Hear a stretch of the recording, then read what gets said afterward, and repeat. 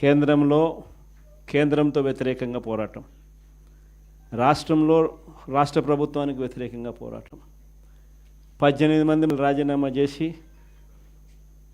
విలువలు విశ్వసనీయతతో కూడిన రాజకీయాలు చేయడానికి అడుగులు ముందుకేశారు. ఎక్కడ కూడా విలువలు విశ్వసనీయత అన్నది ఎక్కడ కూడా తగ్గల. అప్పట్లో పవర్ ఛార్జెస్, కరెంటు ఛార్జీలు విపరీతంగా చంద్రబాబు నాయుడు గారు పెంచిన నేపథ్యంలో చంద్రబాబు నాయుడు ప్రభుత్వం మీద అవిశ్వాస తీర్మానం ప్రవేశపెట్టాం. అవిశ్వాస తీర్మానం ప్రవేశపెడితే ఆశ్చర్యం ఏమిటో తెలుసా?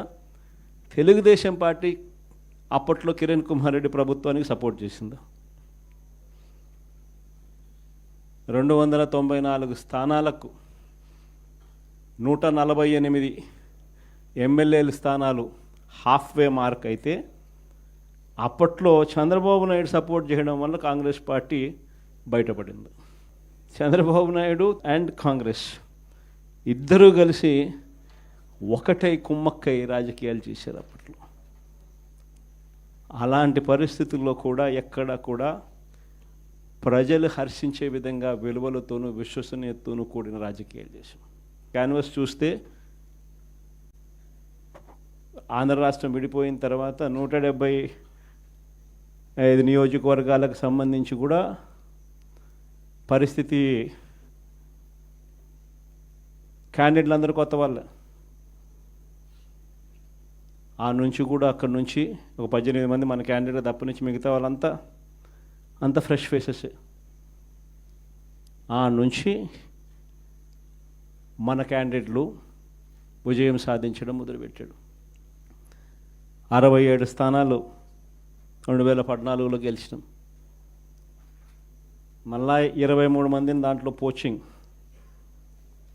మళ్ళా మనల్ని పార్టీని వీకెన్ చేయడం కోసం అని చెప్పి 9 మంది ఎంపీలు గెలిస్తే 3 ఎంపీలను పోచింగ్, 67 మంది ఎమ్మెల్యేలో 23 మంది ఎమ్మెల్యేలు పోచింగ్.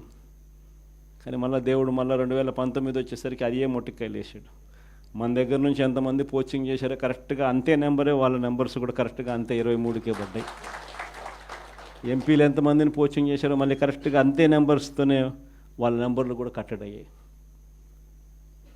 నేను చెప్పేది ఎందుకు చెప్తా ఉన్నానంటే, ఈ విషయాలు అందరూ కొత్త వాళ్ళే. కొత్తదనానికి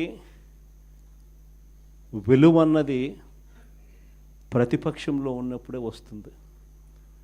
ప్రతిపక్షంలో ఏ నాయకుడైనా ఎదగలుగుతాడు, ఎవరైనా నాయకుడు కాగలుగుతాడు.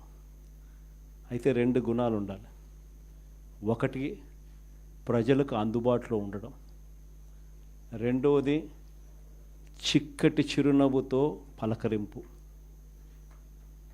2 ఖచ్చితంగా ఉండాలి. ప్రతిపక్షంలో ఉండాల్సింది మరొక మేజర్ గుణం ఏమిటి అని అంటే, ప్రజలకు ఏదైనా సమస్య వచ్చినప్పుడు ప్రజల తరపున మనం ప్రజలకు తోడుగా నిలబడగలగడం. ఈ 3 చేయగలిగితే ఎవరైనా లీడర్ కాగలుగుతాడు. ఇక్కడి నుంచి స్టార్ట్ చేయండి. నియోజకవర్గం స్థాయిలో నియోజకవర్గ అధ్యక్షుడిగా ఉన్న ప్రతి ఒక్కరికి నేను చెప్తా ఉన్నా, ఈ రోజు నుంచి స్టార్ట్ చేయండి. మనం ఈరోజు చూసేది యూత్ అధ్యక్షుడిగా, నియోజకవర్గం ఇన్ఛార్జిగా, యూత్ అధ్యక్షుడిగా ఫస్ట్ అడిగే ఇది.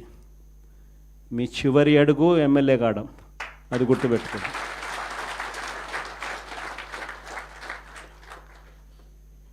ఎదగడం మీ చేతుల్లో ఉంది,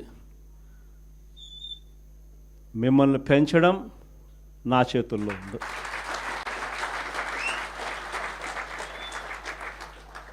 కానీ మీరు పెరగాలి అని అంటే నేను చెప్పిన ఈ 3 గుణాలు లేకపోతే ఎవరు పెరగరు. ఈ 3 గుణాలు ఉండాలి. ఈ 3 గుణాలను పెంచుకోవాలి. పెంచుకున్న దాంతో అసెస్ చేసుకోవాలి.